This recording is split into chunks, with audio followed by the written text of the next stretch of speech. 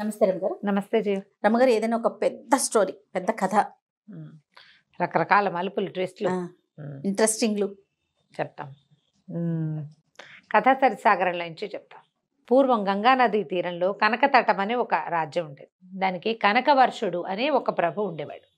ఈయన సర్పం వాసుకి, అనంతుల్లో వాసుకి సర్పం లేరు, ఆ నాగరాజు యొక్క మనవడట. నాగరాజుకి భూలోకంలో పుట్టిన ఒక కుమారుడి యొక్క కొడుకు. ఇక్కడ రాజ్యం చేసేవాడు. ఆయన చాలా అందగాడట, ఎంత బాగుండేవాడు. అయితే ఒకసారి ఏమైందట, కోట బయట ఒక చిత్రకారుడు ఒక కాగితం అంటించాడు, ఒక మన ఫ్లెక్సీ లాంటిది పెట్టాడు. ఏంటంటే, నన్ను మించిన చిత్రకారుడు ఈ లోకంలో లేడు, ఈ చిత్రకారులను నన్ను జయించదలుచుకున్న వాళ్ళు పరీక్షించుకోవచ్చు అని. అయితే ఆ బయట ఉన్న సైనికులు, వాడు ఎవడో తెచ్చి ఒక ఫ్లెక్సీ పెట్టాడండి, ఇలా రాశాడు అనేసరికల్లా అతన్ని తీసుకురమ్మన్నారు. తీసుకురమ్మంటే రోలదేవుడు అతని పేరు, చిత్రకారుడి పేరు. అయితే రాజుని దర్శించగానే అతను ఏమన్నాడంటే, అయ్యా, అవజ్ఞతోటి కాదు, నేను మిమ్మల్ని దర్శించాలంటే నాకు సులువైన మార్గం ఇదే కనపడింది, అందుకని నేను ఇది ఇలా పెట్టాను, అంతేగాని ఇక్కడ మీ రాజ్యంలో ఉన్న చిత్రకారుల్ని ఛాలెంజ్ చేయటం నా ఉద్దేశం కాదని మర్యాదగా చక్కగా రాజుతో వినయంగా మాట్లాడాడు. మాట్లాడితే, సరే మీరు మంత్రులు వాళ్ళంతా ఏమన్నారంటే, నువ్వు చిత్రకారుడు అన్నావు కదా, మా రాజుగారి బొమ్మ వెయ్యి అనేసరికల్లా సరే సరంజామా అంతా అతను ఏదో సంచిలో కొని తెచ్చుకున్నాడు. ఒక పెద్ద పటం పట్టుకొచ్చారు. రాజు చాలా అద్భుతమైన అందమైన వాడు, ఎంత బాగున్నాడో ఆయన, మన్మధుడిలాగా ఉంటాడు, చాలా పెద్ద పర్సనాలిటీ, చాలా అద్భుతమైన కళ్ళు, చాలా చక్కటి ముఖం, అసలు ఆయన ఓవరాల్గా చాలా అందం. మొత్తం పిక్చర్ వేసాడు. వేశాక మంత్రులు వాళ్ళు ఆశ్చర్యపోయారు. రాజుకి అసలు ఫోటో ట్రూ కాపీ లాగా ఉంది పిక్చర్, ఎంత బాగా చేసావు, చాలా బాగుంది. అయితే మరి రాజుగారు ఒక్కరే ఉంటే చిత్రంలో బాగుండలా, రాణుల్లో ఎవరో ఒక రాణిది ఒక బొమ్మ వేయమన్నారు. రాణిగారులందరినీ చూశాడు ఆయన, చిత్రకారుడు కదా, ఆయనకు ఆ సౌందర్యం ఆకర్షిస్తే వేస్తాడు బొమ్మ అనేసరికల్లా ఇతను ఏమన్నాడు, ఈ రాణుల్లో ఒక్కళ్ళు కూడా ఈయన పక్కన పెట్టడానికి సరైన వాళ్ళు కాదు, ఈయన సౌందర్యంతో వాళ్ళు పోటీ పడలేరు అసలు, మరి చాలా అందమైన వాళ్ళని పెట్టాలి అనేసరికల్లా ఓ మంత్రి గారు అన్నాడు, మరి ఎవరైనా ఒక అందగత్తి పెట్టమంటే వెయ్యిపోయి చూద్దాం అన్నాడు. అనేసరికల్లా అప్పుడు ఇతను ఏం చెప్పాడంటే, ఒక అమ్మాయి పటం తీసి చూపించాడు. ఆ అమ్మాయి ఎవరంటే, విదర్భ రాజ్యంలో కుండినం అనే ఒక నగరం ఉంది, దానికి దేవశక్తి అనే రాజుగారు ఉన్నాడు. ఆయనకి మదన సుందరి అనే ఒక కూతురు ఉంది. మదన సుందరి, ఆ కూతురుది ఈ పిక్చర్. నేను ఇంతకుముందు ఆ రాజ్యానికి వెళ్ళాను, వెళ్ళినప్పుడు ఆ రాజుగారి దగ్గర చాలా పిక్చర్స్ వేశాను. వేసినప్పుడు అమ్మాయి చాలా సౌందర్యవతి, ఆమెకు తగిన వరుణ్ణి చూడాలనుకుంటున్నామని రాజుగారు చెప్పారు. అయితే ఒక రోజున ఆమె నన్ను కబురు చేసి పిలిపించింది. ఆవిడ విరహావస్థలో ఉంది, ఒక వ్యక్తిని ఎవరినో తలుచుకుంటూ చాలా బాధపడుతోంది. అప్పుడు ఆవిడ ఒక చిన్న బటన్ ఇచ్చి, ఈయన్ని చక్కగా మంచిగా వేసిపెట్టు ఈ పిక్చర్ నంది, నేను ఆ బొమ్మ వేశాను, ఆ వేసిన బొమ్మ ఈ రాజుగారిది, ఈ కనకవర్షుడిది. ఆమెకి పెళ్లి కుమారుల ఇంట్లో ఈ ఫోటో వచ్చింది, ఆ ఫోటో నచ్చింది ఆవిడికి అని చెప్పి, అప్పుడు ఆ పిక్చర్తో పాటుగా, ఆ చిత్రంతో పాటుగా నేను ఈ మదన సుందరి పిక్చర్ కూడా వేశానని ఇది చూపించాడు. ఆమె ఎంత సౌందర్యవతో, అప్సరస దిగొచ్చినట్టుగా ఉంది. సరే వీళ్ళు ఏమనుకున్నారు, బాగుంది కదా, ఇతనుని అడిగాడు, మరి ఈ అమ్మాయిని నాకు వివాహం చేసుకునేందుకు అవకాశం ఉందా ఏమిటి అని అడిగితే, మీ పటం వేశాను కదా, ఇప్పుడు అమ్మాయి దగ్గర నుంచి పటం తీసుకురాకూడదు, మిమ్మల్ని చూడగానే ఆ పటంలో ఉన్నది మీరేనని నాకు అర్థమైంది, ఎవరినైనా పంపించండి నాతో పాటు, నేను వెళ్ళి ఆ దేవశక్తి మహారాజుకు చెప్పి ఆ పిల్లని మీకు ఇప్పిస్తానన్నాడు. బాగుంది. సరే, రాజుగారికి అప్పటికే కొంతమంది భార్యలు ఉన్నారు, వాళ్ళెవరు మహాసౌందర్యవతులు కాదు, బాగుంటారు అందరూ, కానీ రాజుకు తగినంత పరమాద్భుత సౌందర్యవతులు కారు. సరే, రోలదేవుడికి వెళ్ళి తనతో పాటు ఓ ఇద్దరు పరివ్రాజకులను ఎవరినో సహాయం తీసుకుని వెళ్ళి ఆ రాజుగారి దగ్గరికి వెళ్ళాడు, విదర్భ రాజ్యానికి, దేశానికి వెళ్తే రాజుకి చెప్పాడు, ఇట్లా ఫలానా రాజుగారు, నేను పేరు కనకవర్షుడు, నేను ఇట్లా వాసుకి మనవడు, మరి ఇలా కనకతటం అని చాలా పెద్ద రాజ్యం, చాలా సౌందర్యవంతుడు, రాణులు ఉన్నప్పటికీ మీ అమ్మాయిని మహాదేవిని చేయడానికి సిద్ధంగా ఉన్నాడు, ఆయనకు అనురూపమైన సౌందర్యవతి కాబట్టి, కాబట్టి చూడండి అని చెప్పేసరికి ఆయన అన్ని విచారించుకుని సరే మా పిల్ల నుంచి పెళ్లి చేస్తామని మళ్ళా కబురు చేశారు. మన కనకవర్షుడు పోయి అక్కడికి వెళ్ళి చక్కగా భార్యని ఆవిడని పెళ్లి చేసుకుని తెచ్చుకున్నాడు. కొద్ది రోజులు 10 రోజులు అక్కడ ఉన్నారు. వివాహం అయిన తర్వాత ఆమెతో ఎంత బాగానో ఉండేవాడు. చాలా కాలం కలిసి ఉన్నారు. ఇంతమంది రాణులు ఉన్నారు, 6 మంది, ఎవరికి పిల్లలు కలగల ఇప్పటిదాకా. కొత్తగా వచ్చిన సౌందర్యవతి ఈవిడికి మదన సుందరికి కూడా సంతానం లేదు. అయితే ఒకసారి ఏమైందంటే వీళ్ళంతా ఎక్కడో ఈ శరదృతువులో కార్తీక మాసానికి కొంచెం ముందు, శరదృతువు అంటే ఈ ఆశ్వయుజ మాసంలో పెద్ద తోటకి విహారానికి వెళ్ళారు రాణులందరితో కలిసి. వెళ్తే ఈ రాణులు అక్కడికి వెళ్ళేసరికల్లా నీళ్ళల్లోకి ఆడేటప్పుడు ఒక్కొక్కళ్ళు కొంచెం ఉత్సాహపడతారు కదా. ఈవిడికి వాళ్ళందరూ రాజుతోటి అంత చనువుగా ఉంటే నచ్చదు. తనకంటే ముందు భార్యలు కదా, అయినా చనువుగా ఉండు. నచ్చలేదు. కోపం వచ్చి ఆవిడ వెళ్ళిపోయేసరికల్లా అబ్బో అమ్మాయి ఈవిడికి కోపం వచ్చిందని ఇతను ఆవిడని బతులాడుకోవడం కోసం ఇక్కడ ఉన్న రాణులందరినీ వదిలిపెట్టి మళ్ళీ ఆమె వెనకాల పడి నగరంలోకి వెళ్తాడు. వెళ్ళేసరికల్లా చాలా బతిమలాడి ఆవిడని ఎట్లాగో స్వాధీనపరుచుకుంటాడు. పడుకునేసరికల్లా ఆ రాత్రి అతనికి తెల్లవారుజామున ఒక విచిత్రమైన కల వస్తుంది. ఆయన మెడలో ఏకావళి, ఒక ముత్యాల దండ ఒకటి ఉంది. ఆ ఏకావళి ఎవరో లాగేసుకున్నట్టు. అక్కడి నుంచి మనం ఇది ఉంటుంది కదా, శిరోరత్నాన్ని ఏమంటారు, మనం దాన్ని ఏమంటారు, చూడామణి, ఇక్కడ పెట్టుకుంటారు మణి. ఆ చూడామణి కూడా పోయినట్టు. అవి రెండు ఎవరో లాగేసుకున్నారు. అక్కడి నుంచి ఎంత బోల్డన్ని ముఖాలు, బోల్డన్ని జంతువుల అవయవాలు ధరించి ఉన్నటువంటి భేతాళుడితోటి తను యుద్ధం చేస్తున్నట్టు కలొచ్చింది. ఓహో. కన్ను మూసినా తెరిచినా అలాగే ఉంది. చాలాసేపటి వరకు అందులోంచి బయటికి రాలేకపోయాడు. తెల్లవారిన తర్వాత చూస్తే మెడలో ఏకావళి ఉంది. తడువుకుని చూశాడు. ఇక్కడ చూడమని ఇట్లా బిగించి ముడిలాగా వేస్తారు, అది అక్కడే ఉంది, పోలేదు. అంటే కలేనమాట. అప్పుడు ఏం చేశాడు, ఇంకా కార్తాంతికుల్ని పిలిచాడు. వీళ్ళు ఇలా ఏమిటి ఇలా జరిగింది, ఇలా వచ్చిందంటే ఆయన చాలా లెక్కలు వేసి భేతాళుడు మన చూడామణి ఏకావళి రెండు పోవటము అని అలాంటివి కళ వచ్చిందంటే ఇవి ఎవరో తీసినట్టంటే మీకు సంతానం, మీ అబ్బాయి కుమారుడు, భార్యతోటి కుమారుడితోటి వియోగం సంభవించబోతోంది మీకు. తర్వాత భేతాళుడితోటి యుద్ధం అంటే ఏదో శాపం రాబోతోంది మీకు అనేసరికి ఈ ఆశ్చర్యపడి, భార్యలు ఉన్నారు కానీ కుమారులేరి అంటే కుమారుడు కలగబోతాడనమాట. తనకి కుమారుడు తప్పిపోతాడు అంటే, లేని కుమారుడు ఎక్కడి నుంచి తప్పిపోతాడంటే కుమారుడు ఉండాలి. సరే ఇలా ఆలోచించుకున్నాడు. ఆయన ఏకాంతంగా పడుకున్నాడు. ఏం చేయాలో తోచట్లేదు, చాలా దిగులుగా ఉంది. అప్పుడు ఆయనకి తట్టింది, నాకు చాలా వయసు వచ్చింది, ముందు వివాహాలు అయ్యి చాన్నాళ్ళైంది, కొత్తగా ఆయన వివాహం కూడా 1-2 ఏళ్ళు దాటిపోయింది, ఇంకా భార్యా వ్యామోహం తగ్గలేదు, సంతానం లేదు, ఏం చేయాలి సంతానం కోసం ఆలోచిస్తుంటే ఒక్క మెరుపులాగా ఒక కదలిక కనపడింది. ఒక ఆవిడ వచ్చింది. ఈవిడ నాయన జయం కలుగా కానీ దీవించింది. ఈవిడ ఎవరట, వాసుకి యొక్క కుమార్తె, ఈయనకి మేనత్త. ఆమె పేరు రత్నప్రభ. నువ్వేం దిగులు పడదు, నువ్వు ఇలా తలుచుకుంటావు, నీ రక్షణ కోసం నా తండ్రి నన్ను ఎప్పుడూ చెప్పాడు, మా వాడు దిగులుగా ఉన్నప్పుడు, చింతాక్రాంతుడుగా ఉన్నప్పుడు చూడమని. ఇప్పటికి వచ్చింది నీకు అవస్థ, నీకోసం వచ్చాను. నీకు సంతానం కలగాలంటే కుమారస్వామిని ప్రార్థించాలి. ఈ కుమారస్వామిని ప్రార్థించడం అంటే చాలా కష్టం. ఆ అరణ్యంలోకి వెళ్ళిపోవాలి, నైమిషారణ్యమో ఏదో ఒక వింధ్యాటవిలోకి వెళ్తే కుమారుడిని ప్రార్థించేటప్పుడు ఆయన ఏం చేస్తాడు, కుమారస్వామి కుమారధార అంటారట, పెద్దగా ఫోర్స్గా నెత్తి మీద నీళ్లు పడతాయట కుమారస్వామి అనుగ్రహించేటప్పుడు. ఇక్కడ 2-3 కథల్లో ఇది చెప్తారు, కథా చరిత్సాకరంలో. ఆ ధారని మామూలు సామాన్య మానవుడు సహించలేడు. ఆకాశం నుంచి పడతాయి నెత్తి మీద నీళ్లు. ఏదైనా అసలు షవర్ లాంటివి సడన్గా పడితేనే హడిలిపోతాం. జలపాతాల కింద తలుంచడం చాలా టెన్షన్గా ఉంటుంది. ఆ కుమారధారని తట్టుకోవాలి, తపస్సుకి కూడా కష్టం. కాబట్టి నేనేం చేస్తానంటే నీ శరీరంలో చొచ్చి ఉంటాను, ఎందుకంటే నాగులు కామరూపులు, నీ శరీరంలో ఉంటా, నువ్వు అడవిలో కష్టాన్ని అనుభవించగలుగుతావు, నేనున్నాను కాబట్టి నా శక్తి వల్ల. కుమారధారని కూడా సహించగలుగుతావు, కుమారస్వామిని ఒక కుమారుణ్ణి ఇవ్వమని కోరుకో.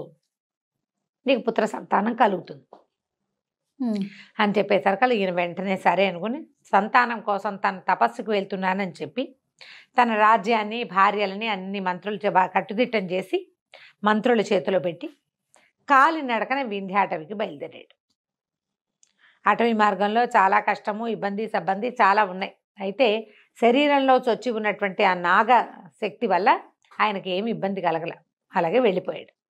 వెళ్ళాడు. అక్కడి నుంచి అఖండంగా తపస్సు చేయటం మొదలుపెట్టాడు. తపస్సు సిద్ధించేసరికల్లా ధార పడుతుంది. కుమారధార నెత్తి మీద పడ్డం మొదలుపెట్టింది. పైనుంచి నీళ్లు పడిపోతున్నాయి. అయితే ఈ లోపల ఉన్న నాగుల యొక్క సహన శక్తి వల్ల పడగలు బలంగా ఉంటాయి కదా, దీనివల్ల ఇతను అలా నిలబడి ఆ శక్తి ఆ నీటిని తట్టుకున్నాడు. కుమారస్వామి విపరీతమైన పరీక్షలకి గురి చేస్తాడని చెప్తారు. ఈ కథల్లో అట్లా కనపడుతుంది అనమాట. తన అన్నయ్య అయినటువంటి గజాననుని ప్రోత్సహించాడు, వీడిని టెస్ట్ చేయమని భక్తుడు. చేయమంటే ఈ తపస్సు చేసుకుంటున్న వాడి దగ్గరికి పెద్ద మహానాగం ఒకటి, ఒక పెద్ద సర్పం ఫుత్కారం చేస్తూ వచ్చింది. ఈయన సర్పానికి కూడా భయపడలే. ఎందుకంటే లోపల సామాన్య మానవుడే అయితే భయపడతాడు. అవును, మనం ఒక తల పామును చూసి ఉలిక్కి పెడతాం, 10 తలల శేషుణ్ణి చూస్తే హడిలిపోతాం కదా. కానీ అతను హడలలా లోపల ఉన్న నాగశక్తి వల్ల. అక్కడి నుంచి వినాయకుడు పరీక్షని పెంచి తానే స్వయంగా గజరూపాన్ని దాల్చి ఎదురు రొమ్ములో కుమ్మేసేట. అయినా సరే తగ్గలేదు. ఈయన వెనక్కి వెళ్ళక తనకి పరీక్షలు సంభవిస్తున్నాయని తెలుసుకుని నన్ను కరుణించమని వినాయకుడిని కూడా ప్రార్థించాడు. దాంతో వీడు గట్టి భక్తుడేనని సర్టిఫికెట్ ఇచ్చేసి వినాయకుడు వెళ్ళిపోయాడు. కుమారస్వామి చాలా సంతోషంగా ప్రత్యక్షమయ్యాడు. కుమారుడు అంటే బాలుడు కదా, బ్రహ్మచారి. ఈయన ఆ బ్రహ్మచారి స్వరూపంలో ప్రత్యక్షమై, ఏమిటి నాయనా నీ కోరిక అంటే, నాకు ఇట్లా చాలామంది భార్యలు ఉన్నారు, కుమారుడిని ప్రసాదించు, నా రాజ్యానికి ఉత్తరాధికారి లేడు అని ప్రార్థించాడు. ప్రార్థిస్తే తప్పకుండా నా దయ వల్ల నీకు కుమారుడు కలుగుతాడు అని చెప్పి వెళ్ళిరమ్మన్నాడు. వెళ్ళిరమ్మంటూ కుమారస్వామి ఏమన్నాడు, ఆయన ఆ వింధ్యాటవిలో ఒక దేవాలయంలో ఉంటాడు, లోపల ఉన్నాడు ఒక భవనంలో. లోపలికి వెళ్తూ గర్భంలోకి ప్రవేశించు, ప్రసాదం తీసుకెళ్దుగానని చెప్పాడు గర్భగుడిలోకి. సరే ఇతను ఏం చేశాడు, అలాగేనని ఎప్పటి నుంచో తపస్సులో ఉన్నాడు కదా, కాళ్ళు చేతులు మొహం కడుక్కుని దేవాలయ ప్రవేశం ఆ గర్భాలయ ప్రవేశం చేయబోయాడు. అయితే ఈయన శరీరంలో దాగి ఉన్నటువంటి నాగశక్తి స్త్రీ కదా, ఆవిడ ఇలా కుమారస్వామి ఎదురుపడడానికి భయం. ఆ గర్భంలోకి వెళ్ళటము అంటే ఆయనకి ఎదురుపడాల్సి వస్తుందని ఆమె తొలగిపోయిందట, పక్కకి వెళ్ళిపోయింది. రత్నప్రభ వెళ్ళిపోయేసరికల్లా ఈ సామాన్యంగా మానవీ శక్తితోటే గర్భాలయ ప్రవేశం చేశాడు కనకవర్షుడు. లోపలికి వచ్చినటువంటి వాడు ఇందాక తను చూసినటువంటి ప్రచండ భక్తుడుగా కాకుండా సామాన్య మానవుడిగా తెలిసాడు కుమారస్వామికి. ఆయనకి వెంటనే వీడు ఏం చేసి తనని ఇంప్రెస్ చేశాడో అర్థమైపోయింది. ఆయన లోపలున్న నాగశక్తిని అప్పుడు ఆయన చూడలా, ఇప్పుడు చూసేసాడు. చూసేసి, నువ్వు కపటం చేసావు కాబట్టి, ఏ కోరికతోటి నువ్వు నా దగ్గరికి వచ్చావో ఆ కుమారుడు ఏ మహాదేవి యందు నీకు సంతానం కలుగుతుందో ఆమె నీకు దూరమైపోతారు అని శాపం ఇచ్చాడు. ఇచ్చేసరికల్లా ఇతను భయపడి పాదాలు పట్టుకున్నాడు, నన్ను రక్షించు, కరుణించు, ఇట్లా ఆవిడ నా మేనత్తే, నాకు ఇలా సహాయం చేసింది అని చాలా బతిమలాడాడు. బతిమలాడితే ఆయన ఏమన్నాడు, సంవత్సరం పాటు వియోగం తప్పదు, భార్యా వియోగం పుత్ర వియోగం తప్పవు, అయితే ఏడాదికి పరిమితం చేస్తున్నా, 3 మరణగండాలు తప్పించుకుంటేనే నువ్వు వాళ్ళని చేరగలుగుతావు అని చెప్పాడు. ఇది ఇప్పుడు ఏకావళి చూడామణి పోయినాయి. ఏకావళి అంటే భార్య, చూడామణి అంటే కొడుకు, వీళ్ళు మిస్ అయిపోతారు. బేతాళుడితో యుద్ధం చేస్తున్నట్టదేమో ఇలా 3 మరణగండాలు. ఇంకేం చేస్తాడు, పరమ దుఃఖంతో బయటకు వచ్చాడు. సంతానం కలుగుతుంది, కానీ భార్య కుమారుడు ఏమవుతారో, కుమారస్వామి చెప్పిన మాట తప్పుతుందా, దుఃఖంతో ఇంటికి వచ్చాడు. కానీ కొంతకాలానికి ఈ మహాదేవి అయినటువంటి అమ్మాయి మన మదన సుందరి గర్భవతి అయింది. ఎంతో సంతోషంగా పురజనులంతా కలిసి ఆవిడకి సీమంతాలు ఉత్సవాలు అన్నీ జరిపించారు. పుట్టింటి వాళ్ళు వచ్చారు, సవతులంతా సంతోషించారు. రాజ్యానికి ఉత్తరాధికారి వస్తున్నాడని పరమ సంతోషంగా ఉన్నారు. సరే గర్భవతి అయింది, నెలలు నిండినాయి, చక్కటి పిల్లవాడు పుట్టాడు. ఈ పిల్లాడు పుట్టిన తర్వాత 5 రోజులు గడిచింది. 6వ నాటి సాయంకాలం పిల్లవాడికి పాలిస్తోంది ఈవిడే. ఒక తటిల్లతలాగా ఒక స్త్రీ లోపలికి వచ్చింది. రావటం ఏమిటి, ఆ తల్లి ఒళ్ళో ఉన్న పిల్లాడిని లాగేసుకుంది, పరిగెత్తింది. మరి చెప్పాడు కదా ఆయన వెళ్ళిపోతుందని. పరిగెత్తేసరికల్లా అమ్మో నా పిల్లాడు, నా వదిలిపెట్టు నా పుత్రుడని ఆవిడ కూడా వెంటపడింది. వెంటపడేసరికి పరిగెడుతుంటే అందరూ చూస్తూనే ఉన్నారు. ప్రచండ వేగంతో పరిగెత్తేస్తున్న ఒక ఆవిడ, అవెవరో తెలీదు, పిల్లాడిని ఎత్తుకు పరిగెడుతోంది. రాణిగారు ఆ వెనకాల పరిగెడుతోంది. ఆవిడ పరిగెత్తుకుంటూ వెళ్ళి కమలాలతో నిండిన ఒక పెద్ద చెరువులో పిల్లవాడితో సహా దూకేసేసరికల్లా రాణిగారు ఆవేగంతో, మామూలుగా పరిగెత్తలేదనుకో, నడిచి చూస్తోందనుకో, నా పిల్లాడని గట్టు మీద నేను, కానీ ఆవిడ ఒక పరిగెడుతోంది కదా, ఆ ఉద్వేగం ఆపుకోలేక ఆవిడ నా పిల్లాడో అని ఆ నీళ్ళలోకి దూకేసింది. ఎంత గాలించినా రాణి కానీ పిల్లవాడు కానీ ఇక ఆ నదిలో, ఆ చెరువులో దొరకల. రాజు పిల్లాడు, అదే రాజు రాణి పిల్లవాడు వెళ్ళిపోయారు. రాజు పిచ్చివాడైపోయాడు. ఆ భార్యని వదిలిపెట్టి ఉండలేడు ఆయన, కుమారుణ్ణి ఇంకంతే. ఇప్పుడు 3 మరణగండాలు దాటాలి. ఈయన రాజ్యంలోనే కూర్చుంటే మరణగండాలు ఎట్లా దాటుతాడు? మళ్ళీ కుమారస్వామి కోసమో ఎవరో ఒకళ్ళ కోసం ప్రయత్నం చేయడం కోసం ఎక్కడ ఈ సమస్యకి సమాధానం లభిస్తుందో తెలియక రాజ్యాన్ని విడిచిపెట్టి అడవుల్లో పడ్డాడు ఈయన. అడవుల్లో పడి తిరుగుతున్నాడు ఆయన, ఏమీ తోచక. పాపం వెళ్తుంటే ఏమైంది, ఒక్కడే వెళ్తున్నాడు, ఒక సింహం ఈయన మీద పడింది. మామూలుగా రాజు అనే సర్కల్ ఒక అత్తి కటారు, సూర్య కటారి, ఏదో చిన్నది పిడిబాకో ఏవో ఒకటి ఉంటాయి ఆయుధాలు. ఏ ఆయుధము లేదు ఆయన దగ్గర. ఎందుకంటే ఆయన వేటకి రాలేదు, పౌరుష ప్రదర్శన లేదు అక్కడ, ఒక నిస్సహాయ స్థితిలో తిరుగుతున్నాడు. ఇక ఈ సింహం వచ్చి పడేసరికల్లా అయిపోయాను అనుకుంటే ఈ లోపల ఏమైంది, తటాలున ఎక్కడి నుంచో వచ్చినటువంటి ఒక యోగి ఈ సింహాన్ని 2 ముక్కలుగా కోసేసాడు, కత్తి పెట్టి కొట్టేశాడు. సింహం పక్కకు పడిపోయింది. నేను ఆశ్చర్యపోయాడు. ఆయన ఎవరో, నువ్వు మహానుభావుడివి, నన్ను రక్షించావు, లేకపోతే నేను ఈ గండం తప్పేది కాదు, చచ్చిపోయేవాడిని నేను. ఆ పైగా ఈయనకి ఓపిక లేదు, సింహాన్ని ఎదిరించి పోరాడే సత్తా కూడా లేదు. అప్పుడు ఇతను ఏం చెప్పాడంటే, అయ్యా మీరు నన్ను గుర్తించలేదు, ఒక శ్రమణకుడిని ఇదివరకటి కాలంలో మీరు చేసిన సహాయం వల్ల నాకు ఇబ్బంది తీరిపోయింది, నాకు విద్యాధరత్వం సంప్రాప్తిస్తుందని ఈ అడవికి వచ్చి తపస్సు చేసుకుంటున్నాను, మిమ్మల్ని రక్షించాక నాకు విద్యాధరత్వం వస్తుందని నా గురువు చెప్పాడు, నేటితో నా శాపం కూడా తీరిపోయింది, నీ వల్లే నేను రక్షించబడ్డాను అని చెప్పి, నాకు ఈ శరీరం కూడా పోతుంది, నేను విద్యాధరుణ్ణి అయిపోయి నా దారిని నేను వెళ్ళిపోతానన్నాడు. అనేసరికల్లా అప్పుడు ఈయన కనకవర్షుడు తనకి వచ్చినటువంటి ఇబ్బంది, ఈ పరిస్థితి గురించి చెప్పాడు. చెప్పేసరికల్లా నాకు ఎక్కడ దొరుకుతుంది, నా భార్య ఎక్కడ దొరుకుతుంది, నా పిల్లాడు ఎక్కడ దొరుకుతాడంటే, ఈయన ఏమన్నాడంటే, వింధ్యవాసిని సేవించు. వింధ్యవాసిని అనేది అమ్మవారు. వింధ్యాటవిలో కొండ మీద పైన ఉంటుందట ఆమె. వింధ్యవాసిని సేవించు, ఆమె ఈ కుమారస్వామి యొక్క శాపాన్ని తప్పించగలదు. ఆయన శపించాడు నేను, ఆ శాప విమోచనం లభిస్తుంది, లేదా సమాధానం లభిస్తుంది. భార్య పిల్లాడు ఎక్కడున్నారో తెలుస్తారు ముందు మనకి అని చెప్పాడు. చెప్పేసరికల్లా సరేనని అక్కడి నుంచి ఈ వింధ్యవాసిని కోసం బయలుదేరి వెళ్ళేసరికల్లా వింధ్యాటవిలో విపరీతంగా ఏనుగులు 4 దంతాలు ఉంటాయి అక్కడ. అయితే ఏమైంది, ఆ అడవిలో ప్రయాణిస్తూ ఉంటే ఆ అడవిలో ప్రయాణాలకి ఒక్కళ్ళే ఎప్పుడు వెళ్ళరు. ఎప్పుడు కూడా లోకశాస్త్రం ఏంటంటే, అడవిలో వెళ్ళేటప్పుడు 4 కలిసి వెళ్ళాలి.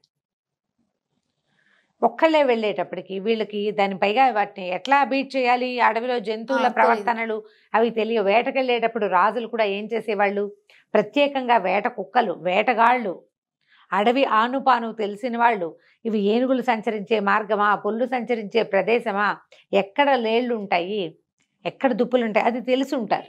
ఈయనకేం తెలుసు, గుడ్డెద్దు చేలా పడ్డట్టు వెళ్ళిపోతున్నాడు. ఏనుగులు సంచరించే ఒక మార్గంలోకి వెళ్ళిపోయాడు.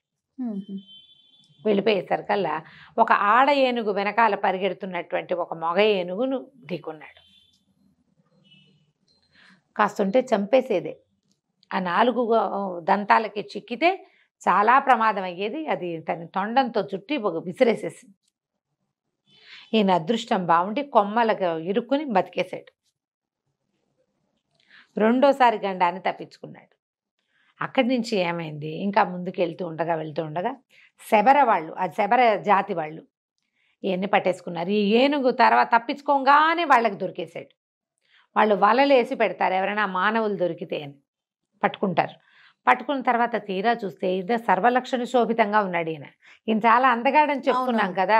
ఇప్పుడు ఏదో అన్నం తినక ఆహారం సరిగ్గా తీసుకోకపోయినా అలంకారాలు లేకపోయినా సహజసిద్ధమైన సౌందర్యం ఎక్కడికి పోతుంది?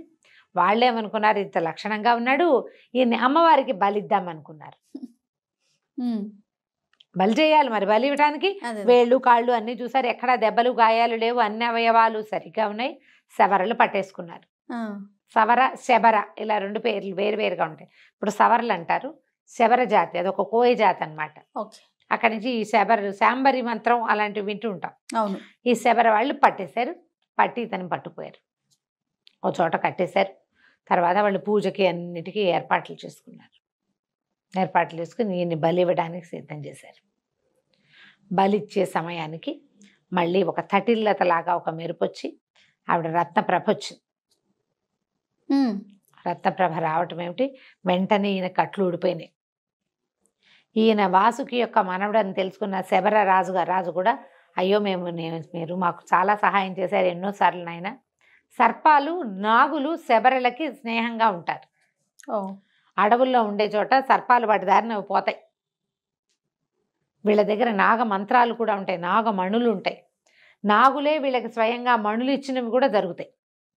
ఎక్కడైనా పొరపాటున పాములు కాటేస్తే వాటికి ప్రత్యేకమైన మూలికలు సమాధానాలు ఉంటాయి. వాళ్ళకి ఆ రెండు జాతులకి స్నేహం ఉంటుంది. వాళ్ళు ఆశ్చర్యపోతారు, అయ్యో ఈయన ఇట్లా ఎందుకు తిరుగుతున్నాడు ఏంటంటే అప్పటికి సంవత్సర కాలం పూర్తయింది. ఆవిడేం చేసిందంటే ఏడాది నిండిన పిల్లవాడిని తీసుకొచ్చి అప్పచెప్పింది. మదన సుందరిని కూడా తీసుకొచ్చింది. ఇది సంవత్సర కాలం అని నాకు తెలుసు, నీ పిల్లాడిని నీ భార్యని నా సంరక్షణలో ఉంచుకున్నాను. వీళ్ళు ఎక్కడికో అయిపోయే బదులు ఇప్పుడు నా వల్లే నీకు ఈ శాపం వచ్చింది. సంతానం ఈవిడ వల్లే కలిగింది పాపం, అదే. కానీ ఆవిడ శక్తి ఉండటం వల్లే కుమారస్వామికి నచ్చలేదు. మనిషి తన తపోబలంతో తనని జయించాలని కోరుకుంటాడు భగవంతుడు, దానికి దైవశక్తి తోడవకూడదు. మానవుడు తన భక్తితోటే సాధించాలి.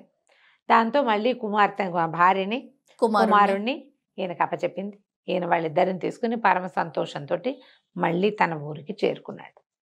కనకవర్షుడు చక్కగా కుమారుడికి చక్కగా ఇంకేదో వర్షుడు పెట్టారు, ఏం పెట్టాడో గుర్తులేదు, ఏమిటో మర్చిపోయాను, స్వర్ణవర్షుడు అలాంటిది ఏదో ఒక పేరు పెట్టి పిల్లని పెంచుకున్నాడు. ఆ తర్వాత మిగిలిన రాణులకు కూడా సంతానం కలిగింది. తర్వాత కాలంలో ఆయన చాలా సుఖంగా సంతోషంగా ఉన్నాడు. ఏడాది పాటు ఆయనకు వచ్చినటువంటి ఈ శాపాన్ని తన మేనత్త సహాయంతో గడిపేసుకున్నాడు. 3 గండాలు జయించాక భార్యా కుమారుడు లభించారు. కథ కంచికి మనం ఇంటికి. నమస్తే.